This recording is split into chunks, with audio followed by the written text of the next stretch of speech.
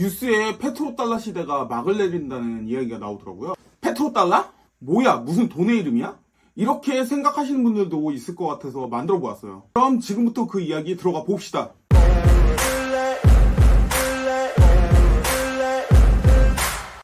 안녕하십니까. 뉴스에서 페트로달러의 시대가 끝났다는 이야기가 나오더라고요. 뉴스를 보면 석유를 살 때 꼭 달러를 주고 사야 되는 시대가 끝났다고 이야기가 나오는데요. 이게 무슨 소리인가 하고 생각하시는 분들도 있을 것 같아서 한번 정리를 해보았어요. 이 문제에 대해서 이야기를 하려면 일단 기축통화가 뭔지에 대해서는 아셔야 하거든요. 엥? 무슨 기축통화? 이렇게 말씀하시는 분들도 있을 거예요. 근데 이게 굉장히 연결성이 높아요. 일단 기축통화라고 하면요, 전 세계 시장에서 어떤 기준이 되는 화폐를 이야기해요. 그게 지금은 달러인 거고요. 그래서 이게 뭔 소리인지에 대해서 한번 설명을 해보면요, 예를 들어서 우리가 베스킨라빈스 같은 데 가서 아이스크림을 산다고 한번 생각을 해봐요. 우리는 그 아이스크림을 우리나라 돈인 원화를 주고 구입을 할 거예요. 이게 당연한 거잖아요. 그럼 지금 지역과 규모를 조금 넓혀볼게요. 어떤 기업이 방글라데시에서 물건을 사오려고 하는데요, 그걸 우리나라 돈을 주고서 방글라데시에서 물건을 사오려고 하면 방글라데시가 우리나라 돈을 받을까요, 안 받을까요? 아마 모르긴 몰라도 안 받으려고 할 거예요. 방글라데시 입장에서는 우리나라 돈을 휴지처럼 생각할 수도 있거든요. 물론 우리나라 경제도 많이 올라가서 그렇게 생각하지는 않겠지만요, 그래도 우리나라 돈 주고서 사오려고 하면 아마 안 받을 거예요. 그러면 그때는 무슨 돈을 주어야 방글라데시 기업이 받을까요? 방글라데시의 돈 아니면 달러를 주어야 받겠죠. 근데 또 우리나라 입장에서 보면 여러 나라들과 장사를 해야 되잖아요. 방글라데시랑 거래를 할 땐 방글라데시 돈을 주고, 말레이시아랑 거래를 할 땐 말레이시아 돈을 주고, 베트남이랑 거래할 때는 베트남 돈을 주고, 이러면 매우 복잡하잖아요. 많이 불편하죠. 그러다 보니 그냥 달러를 주고 거래를 하는 게 편하니까 달러를 주고 거래를 하는 거죠. 세계 시장에서 가장 안전해 보이는 게 달러니까요. 그래서 현재 기축통화, 그러니까 세계 시장에서 기준이 되는 화폐는 달러라는 이야기를 해본 거고요. 우리는 달러가 계속 기축통화 역할을 하는 세대에서 살아왔기 때문에 달러가 기축통화 역할을 하는 걸 보고 있는 게 매우 자연스러워요. 당연하게 생각을 하고 있는 거죠. 근데 과거로 거슬러 올라가다 보면 달러가 아니라 영국의 파운드화를 기축통화로 쓴 적도 있고요. 스페인이 잘 나갈 때는 스페인의 화폐를 기축통화로 쓴 적도 있어요. 물론 다 잠깐이었고요. 오랫동안 기축통화 역할을 해왔던 건 달러죠. 그래서 이 달러가 기축통화를 하는데 매우 중요한 역할을 했던 게 페트로달러 시스템이거든요.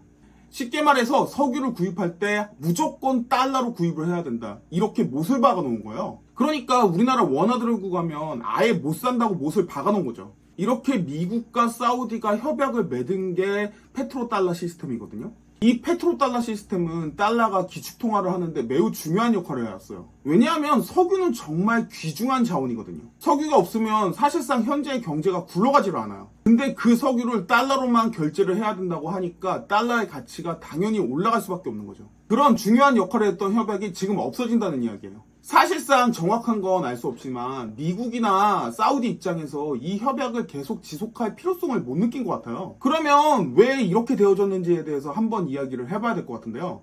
근데 이 이야기를 하려면 도대체 미국과 사우디가 왜 페트로달러 시스템을 협약을 했는지 그거에 대해서 이야기를 좀 해야 되거든요.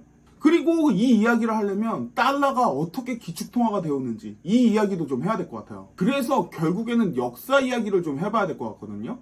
그래서 지금부터 달러가 왜 기축통화가 되었는지에 대해서부터 이야기를 좀 해보도록 할게요. 일단 옛날에는 지금과 같은 종이화폐를 쓴 게 아니라 금화를 썼어요. 왜냐하면 종이화폐라는 게 어떻게 보면 그냥 종이 쪼가리잖아요. 물건을 바꾸는데 이 종이 쪼가리를 쓰기에는 너무나 값어치가 없으니까요. 약속이 되어 있으니까 우리가 이 돈을 주면서 물건을 바꾸는 거지 사실 가치는 매우 적죠. 약속이 되어 있으니까 우리가 돈을 주고 물건을 바꾸는 거죠. 약속이 되어 있지 않다고 하면 사실 화폐라는 건 정말 아무짝에도 쓸모없는 종이 쪼가리잖아요. 그래서 옛날에 물건을 거래하기 위해서 쓰였던 물건은요, 지금 같은 종이화폐가 아니라 진짜 금이었어요. 그 진짜 금을 들고 다니기가 힘드니까 동전처럼 만들어서 들고 다녔죠. 그게 금화예요. 옛날부터 금은 아주 귀한 금속으로 여겨졌거든요. 그러다 보니까 자연스럽게 통화가 되기 시작을 한 거죠. 그렇다면 다이아몬드도 아주 중요한 귀금속이니까 다이아몬드가 쓰이지 않았을까라는 생각을 하신 분도 있을 텐데요. 다이아몬드는요, 님들이 살 때만 비싸지 팔려면 가격이 안 나와요. 사실 다이아몬드라는 건 귀중한 귀금속이라기보다는 마케팅에 의해서 생겨난 거거든요. 다이아몬드 사실 그거 인조적으로도 만들 수가 있어요. 그러다 보니까 다이아몬드는 사실은 화폐로 쓰이지는 않아요. 그리고 그거 팔면 가격 쭉 내려가고요. 뭐 이거는 지금 내용은 아니니까 이쯤만 하고 다음에 상황 되면 한 번 더 얘기를 해보도록 할게요. 그래서 과거부터 금이 통화로 많이 쓰이기 시작을 했거든요. 이 금화가 언제부터 쓰였냐면 기원전의 이집트 때부터 쓰여져요. 개인적인 생각에는 과거로 거슬러 올라간다고 해도 이집트 때까지 거슬러 올라갈지는 몰랐고요. 한 로마 시대나 이때까지 갈 줄 알았거든요. 근데 기원 전부터 금화가 쓰였더라고요. 아주 예전부터 금화가 쓰인 거죠. 이처럼 화폐로 쓰인 건 달러보다는 금이 훨씬 더 오래 쓰여졌어요. 금은 그만큼 가치가 있는 광물이니까요. 여태까지 캔 금 다 합쳐봐야 올림픽 경기장 한 2개 채운다고 이렇게 얘기를 하거든요. 그만큼 귀한 광물이에요. 근데 시대가 현대로 넘어오면서 금을 화폐로 쓰기에는 여러 가지 불편한 점들이 존재를 하기 시작을 해요. 가장 큰 문제는 무겁다예요. 무거운 게 왜 문제가 된 거냐면요. 이게 현대사회로 넘어오면서 세계끼리 교육이 굉장히 활발해졌잖아요. 옛날에는 단거리끼리만 서로 교육을 했는데 현대로 오면서 사실 전 세계끼리 교육을 하고 있는 거죠. 근데 금이라는 물건은 그렇게 싣고 다니기엔 너무 무거운 거예요. 거기다 잃어버리면 난리 나니까 굉장히 위험성이 높아지는 물건이 되기도 하고요. 이 무거운 것 때문에 장거리 거래에서 금이 조금 힘들었어요. 장거리 거래에서 폭풍우를 만나서 배가 뒤집어지면 금화도 뭐 가치 없어지잖아요. 그러면 상인들은 쫄딱 망하는 거고요. 그러다 보니까 사람들은 금을 직접 들고 다니기보다는요, 금을 대신하는 차용소를 들고 다니기 시작을 해요. 그래서 이 차용소를 가지고 거래를 하거든요. 그리고 이 차용소를 들고 오면 금으로 바꿔주기 시작을 한 거예요. 어떻게 보면 이 차용소가 지금 화폐의 시작점이라고 할 수 있거든요. 그래서 자연스럽게 지폐라는 걸 만들어서 금을 대체하기 시작을 했고요. 처음에는 이 지폐를 국가에서 발행할 때 국가가 가지고 있는 금의 양만큼만 만들어서 발행하기로 약속을 해요. 그러니까 화폐의 시작은 금 차용소예요. 그래서 이 금을 바꿔주는 걸 금태환 제도라고 해요. 어떻게 보면 당연한 게 물건에 비해서 지폐는 값어치가 너무 없어요. 처음부터 이 값어치도 없는 걸 가지고 거래를 하자고 하면 씨알도 안 먹혔겠죠. 그러니까 처음에는 금이 화폐의 수단으로 쓰이다가요, 시간이 지나면서 이거를 차용소를 주고서 왔다 갔다 하다가요, 그게 지폐가 된 거죠. 어떻게 보면 금이라는 매개체를 가지고 거래를 하다가 시간이 지나면서 신용을 가지고 거래를 했다고 생각하시면 돼요. 근데 이 신용에 문제가 생겨요. 전 사실 이 부분이 제일 웃기거든요. 이 신용에 문제가 생겼는데도 아직까지 달러가 기축통화의 역할을 하고 있어요. 왜 서로 간이 가지고 있는 금의 양만큼만 화폐를 찍어서 발행을 하자 그렇게 약속을 했냐면요. 화폐를 너무 많이 찍으면 지금과 같은 인플레이션이나 여러 가지 문제가 야기될 수가 있는 거죠. 그러니까 옛날부터 이 화폐를 많이 찍으면 문제가 될 거라고 생각을 했던 거예요, 사람들이. 그러다 보니까 각국의 금 보유량만큼만 화폐를 찍어야 된다, 이렇게 약속을 하고 화폐를 찍은 건데요. 이거를 지키지 않게 되면 지폐가 휴지 쪼가리가 될 수도 있으니까 이런 약속을 한 거죠. 그래서 금 1온스는 35달러라고 정해놓고요. 35달러를 가지고 오면 무조건 금 1온스로 바꿔줘야 한다, 이렇게 하고서 지폐를 찍어낸 거거든요. 근데 이 신뢰가 깨진 게 사실은 전쟁이에요. 이게 이때만 해도 전쟁이 나라의 흥망성쇠에 굉장히 많은 역할을 끼쳤거든요. 전쟁이라는 게 비상 상황이잖아요. 다른 경제활동이 죽는데 돈은 계속 들이부어야 되니까요. 그래서 전쟁에 이긴다고 해도 사실은 그 이후에 경제가 안 좋아지는 나라들이 계속 나왔거든요. 이게 대표적인 게 영국이에요. 사실 이쯤에 세계 최강국은 영국이었어요. 그래서 당시에는 파운드화가 기축통화 역할을 했거든요. 근데 영국은 1, 2차 세계대전을 하면서 너무 막대한 돈을 써버리게 돼요. 그러다 보니까 국가에 금이 남아있지 않는 거죠. 그러다 보니까 돈을 찍을 수가 없잖아요. 기본적으로 금이 있어야지 지폐를 발행할 수가 있는 상황이었잖아요. 이 지폐가 전 세계적으로 돌아다녀야 기축통화 역할을 할 수 있을 텐데요. 금이 없으니까 사실은 지폐를 찍을 수가 없고요. 그러면 기축통화 역할을 할 수가 없는 거죠. 이때 새로운 강국이 뜨기를 시작해요. 그게 바로 미국이거든요. 미국은요, 영국과 다르게 세계 1, 2차 대전에서 막대한 양의 군수용품을 팔아요. 그래서 많은 부를 축적할 수가 있었고요. 미국 내에서 금강이 발견되면서 또 어마어마한 양의 금을 가져갈 수가 있었어요. 미국은 이 당시에 전 세계 양의 70% 정도의 금을 가지고 있었다고 해요. 진짜 엄청난 양이죠. 미국의 금 보유량이 어마무시하게 되는 거죠. 이렇게 되면서 달러가 기축통화 역할을 하는 건데요. 이렇게 잘 나가던 미국이 시련이 다가오거든요. 그 시련은요, 베트남 전쟁이에요. 미국은요, 당시에 당연하게도 초반에 이 전쟁 끝낼 수 있을 거라고 생각을 하고 달려들었어요. 근데 웬걸요? 이 전쟁이 무려 20년 동안 지속이 돼요. 사실상 미국이 물러났으니까 미국이 졌다고 볼 수 있어요. 이때 미국도 영국과 마찬가지로 막대한 양의 자금을 쏟아 부었거든요. 그래서 미국이 결국엔 자금이 필요하니까 막대한 양의 화폐를 찍어서 자금을 확보하거든요. 근데 이게 주변 강국에서 봤을 때는 아무리 봐도 이상한 거죠. 저 정도의 금을 가지고 있지 않을 텐데 화폐를 저렇게 찍어내고 있잖아요.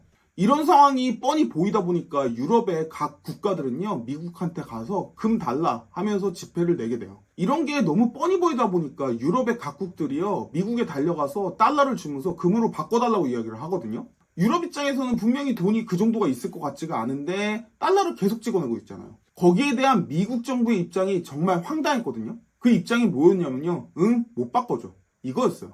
당시에 미국 대통령이 닉슨이었거든요. 일방적으로 금태환 제도를 중단하겠다고 선언을 해버려요. 금태환 제도라는 건 앞에서도 말씀드렸지만 금을 가지고 가면 달러로 바꿔주는 제도예요. 근데 이거 못하겠다고 그냥 선언해버린 거거든요. 이거 사실 지금으로 따지면 국가 부도라고 이야기를 한 건데요. 당시에는 미국이 너무 힘이 컸으니까 다른 강국들이 아무 말도 못했죠. 전쟁 나면 어떡해요? 정말 날강도 같은 행동을 미국이 해버린 거거든요. 이거 솔직히 동네 양아치들이 하는 행동이잖아요. 근데 이걸 미국이라는 국가가 하고 있었던 거예요. 이러면서 세계의 경찰 조금 웃기기는 해요. 당시에 최강국이 미국이다 보니까 다른 나라들은 그냥 당할 수밖에 없었던 거죠.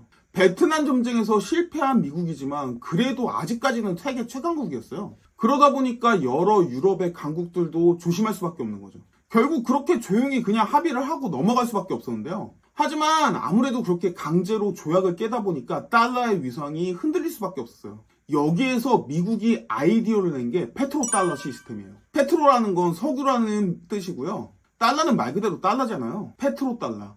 그러니까 석유를 달러를 주고서 사야 된다, 이런 말이거든요. 지금도 석유가 중요하긴 하지만요. 그래도 지금은 원자력 개발이라든가 다른 여러 가지 대체 개발 수단들이 생겼거든요. 근데 90년대 이때쯤에는 정말 석유에 대한 가치가 정말 컸어요. 당시에는 석유가 없으면 정말 마비가 되는 상황이었거든요. 그래서 미국이 사우디를 군사적으로 뒤를 봐주고요. 대신에 석유를 거래할 때는 무조건 달러로 거래를 해야 된다, 이런 조약을 맺은 거예요. 이 페트로달러 시스템을 맺으면서 미국의 달러는 다시 날개를 달기 시작을 해요. 석유를 사는데 무조건 달러로 결제를 해야 되다 보니까 전 세계에서는 사실은 달러를 다 가지고 있어야 되는 상황이었죠. 그만큼 달러가 더 많이 쓰일 수밖에 없었고요. 당연히 달러의 기축통화 역할을 더 공고히 하게 했던 계기가 이 페트로달러 시스템인 거예요. 근데 이 페트로달러 시스템이 지금 깨진 거예요. 물론 서로의 이해관계가 과거와는 좀 많이 다르거든요. 사우디는 과거만큼 미국의 군사력에 의존하지 않아도 되고요. 미국 입장에서도 아직 석유가 굉장히 중요한 에너지원이지만 과거 같지는 않죠. 이렇게 되다 보니까 정말 자연스럽게 페트로달러 시스템이 끝난 것처럼 보여지는데요. 그렇다고 해도 지금 당장 미국의 달러가 기축통화 역할을 하지 못하는 건 아니거든요. 사실 지금 당장은 크게 상관이 없을 것 같기는 해요.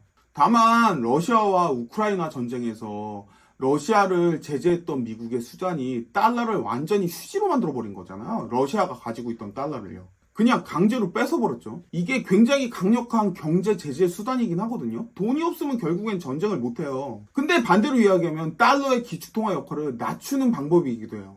당장 이렇게 되면 러시아에서는 달러가 쓰이지 않겠죠. 당장 이 상황을 보면서 중국은 금을 더 모으고 있잖아요. 그리고 미국의 경제적인 상황이 안 좋아질 때 행해는 양쪽 하나도 사실은 다른 사람들 입장에서, 그러니까 다른 국가들 입장에서 굉장히 짜증나는 거예요. 양쪽 하나라는 게 결국에는 돈을 복사 붙여놓기 이렇게 하는 거잖아요. 근데 이렇게 되면 미국 내에 돈이 돌면서 경제를 부흥시킬 수는 있는데요. 이 돈을 너무 풀다 보면 사실 빈부의 격차도 굉장히 많이 생겨요. 왜냐하면 자연스럽게 물가가 올라가면서 상품의 가격이 뛰지만 임금은 그거를 따라가지는 못하죠. 이게 이러한 단점들이 있거든요. 그 단점들이 지금 일어나고 있는 거고요. 근데 미국 입장에서는 저런 안 좋은 상황들을 감안한다고 해도 경제를 살릴 수가 있으니까 저런 걸 하는 건데요. 미국은 이걸 이용해서 2008년 금융위기를 벗어났고요. 2019년 코로나 때도 사실 이러면서 경제 위기를 벗어났거든요. 근데 이 양쪽 하나의 부작용은 미국만 받는 게 아니라 전 세계가 다 받아. 장점은 미국 혼자 누리고 단점은 사실 다 같이 책임을 지는 거죠. 결국에 이 양쪽 하나는요, 물건의 가격을 올릴 수밖에 없어요. 왜냐하면 달러를 계속 푸니까 그게 전 세계적으로 퍼져나가잖아요. 그랬을 때 가장 많은 타격을 받는 건 일반 서민들이에요. 왜냐하면 돈이 풀리는 만큼 임금은 오르지가 않잖아요. 그리고 이 양쪽 하나의 가장 큰 문제점은 미국 경기는 살아나지만 다른 어떤 나라는 죽는다는 거예요. 당연히 이 많이 뿌려지는 달러는요, 전 세계에 골고루 들어가지 않아요. 사실 여기저기 좀 막 들어가죠. 그러다 보니까 대처를 잘못한 나라는 정말 큰일 나는 거죠. 지금 튀르키예나 아르헨티나가 그런 상황인 거예요. 대처를 잘못했을 때 나라 경제가 완전히 박살이 나니까. 쉽게 이야기를 해서 우리나라 예를 한번 들어보도록 할게요. 코로나 때 미국의 달러가 우리나라에 많이 들어왔겠죠. 당연히 수출하는 업자들은 돈을 더 많이 벌었어요. 그러면 이 많이 번 돈을 가지고 어떻게 했을까요? 투자를 했겠죠. 우리나라 같은 경우에는 보통 투자처가 근데 집이었어요. 그러다 보니까 어떻게 됐어요? 집 가격은 미치게 뛰었죠. 이런 현상은 당연히 지속될 수가 없어요. 왜냐면 단기적으로 돈을 뿌린 거니까요. 근데 사람들은 집 가격이 또 미친 듯이 오르니까 지금 아니면 집 못 산다고 대출 받아서 집 사고 이랬죠. 근데 물가가 너무 오르다 보니까 이 물가를 감당을 못하니까 금리가 오르게 되어지잖아요. 미국이 금리를 올려서 물가를 잡으려고 하니까 문제가 생겼죠. 결국 집은 거래가 되지 않으면서 가격이 어느 정도 조정을 받게 되었어요. 결국 그 과정에서 무리해서 집을 산 사람들은 인생이 꼬이는 과정이 발생을 했고요. 실제로 미국이 하는 양적 완화 정책은요, 미국이 아닌 다른 나라 입장에서 보면 굉장히 짜증나거든요.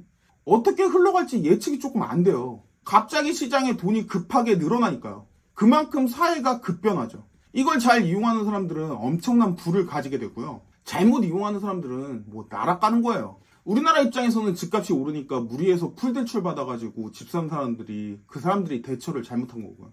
그렇다고 이 양적 완화를요, 미국이 하는 거를 다른 나라가 따라할 수도 없어요. 미국은 달러가 기축통화이기 때문에 달러를 엄청 많이 찍어도 이게 전 세계에 퍼지잖아요. 그래서 위험도가 좀 적어요. 그러니까 지금 바이든이 이렇게 고금리인 상황에서도 본인 대통령 되겠다고 달러를 저렇게 다시 많이 찍어내고 있는 거죠. 사실 트럼프보다 바이든이 더 찍었어요. 근데 연준 입장에서는 물가 내려야 되니까 계속 고금리를 취하고 있죠. 그러니까 서민들은 또 죽어난다 이런 얘기가 나오고요. 이거 진짜 보고 있으면 코미디예요. 다른 나라에서 미국이 하는 양적 완화를 따라하면 정말 큰일 나요. 본인들의 돈이 전 세계에 뿌려지는 게 아니잖아요. 기껏해야 본인 나라에서만 돌 텐데요. 인플레이션 상황이 훨씬 더 심각하게 올 수밖에 없는 거죠. 예를 들어서 우리나라에서 지금 원화를 많이 찍어서 사람들한테 뿌리면요, 받을 때야 좋겠죠. 근데 조금 있으면 물가 또 미친 듯이 올라요. 그리고 그렇게 돈을 뿌리면 반대로 국가가 가지고 있는 달러는 그대로 있죠. 그러면 달러가 가지고 있는 가치보다 원화의 가치가 훨씬 내려갈 수밖에 없어요. 쉽게 얘기해서 아이폰을 뭐 100만 원 주고 사던 걸 500만 원을 주고 사야 되는 그런 상황이 발생할 수 있는 거죠. 이거 양쪽 하나 다른 나라는 따라할 수 없어요. 경제 개박살 나거든요. 이렇듯 달러가 기축통화가 되면서 미국이 가지는 장점이 있거든요. 그러다 보니까 미국은 이 장점을 유지하고 싶어요. 사실 미국 입장에서는 달러가 기축통화인 게 단점도 있기는 해요. 근데 그 단점들을 무시해도 장점이 커 보이는 거죠. 그 달러를 기축통화로 있게 해준 가장 큰 힘, 페트로달러 시스템이 지금 끝난 거예요. 지금 당장은 변하는 거 아무것도 없을 거예요. 다만 시간이 지난다면 변하는 게 있을지도 모르죠. 달러 패권 시대에 없어질 수도 몰라요. 그 상황에서 미국이 또다시 어떤 아이디어를 내가지고 달러가 기축통화의 역할을 하게 유지를 하느냐 못하느냐 이게 관건이거든요. 사실 전 개인적인 생각에 비트코인이 뜬 것 자체가 달러에 대한 불신임이 크지 않았나 그런 생각을 해요. 사실 달러도 휴지 조각에 불과하거든요. 국가에서 보증을 한다고 하지만 이놈의 미국은 사실 잘 지키지도 않았어요. 다만 아직까지 비트코인이 달러를 대응하기에는 너무 약한 게 사실이에요. 일단 이 비트코인을 쓰려면 은행 가서 달러로 바꿔야 되거든요. 이게 가장 큰 문제죠. 통화인데 다른 통화로 바꿔야지 쓸 수 있다? 이건 통화로서 정말 큰 문제예요. 그게 아직까지 비트코인은 통화로서 인정을 받지 못한다. 이런 느낌이거든요. 페트로달러 시스템처럼 비트코인도 뭔가 비트코인으로만 사야 된다. 이런 게 있으면 또 뜰 수도 있겠죠. 근데 현재까지는 그런 게 보이지는 않아요.